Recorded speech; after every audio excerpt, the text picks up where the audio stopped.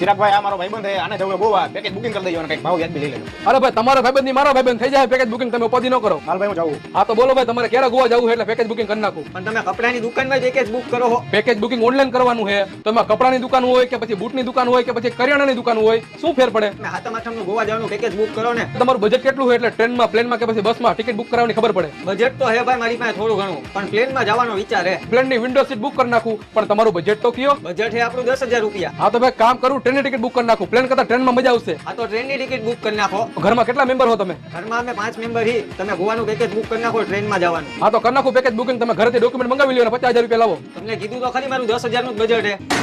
તમે એક કામ કરો ભાઈ, તમે હાતમના દિવસે 5 મેમ્બર ચોકડીએ જઈજો, ત્યાં કાળા કલરની ઇકો પડી છે, એમાં બેન ગોવા વયા જાજો, પેકેજ બુકિંગ કરાવવાની જરૂર નથી. ઓકે. હા તો મેં કીધું નવરા બેઠા ઓનલાઈન કામ કરીને કંઈક પૈસા કમાય, પણ કહેવત તો સાચી છે ને, કરવાની હોય કરાય, ન કરવાની ન કરાય.